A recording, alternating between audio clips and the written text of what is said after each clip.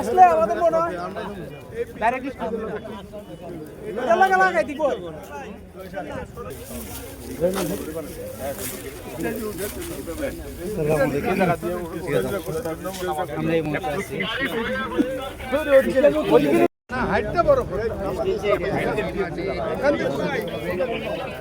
আগামী 25শে জানুয়ারি বিএনপির চেয়ারম্যান আগামীর বাংলাদেশ দেশ নায়ক জনাব তারেক রহমান বিকাল 5টায় এই 14 গ্রামের মাটিতে কুমিল্লায় প্রথম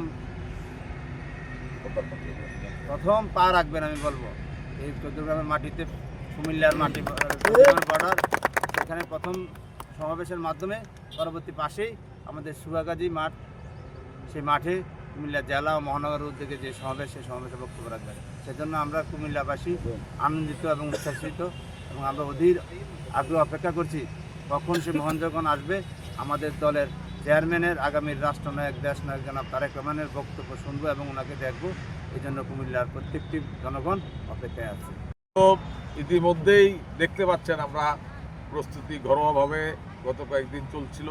আমরা এখন মাঠ পর্যায়ে প্রস্তুতির জন্য চলে এসেছি।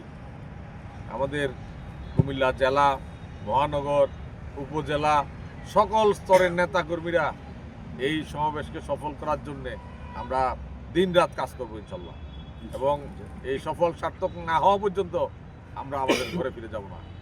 এটাই হলো আমাদের প্রতিজ্ঞা।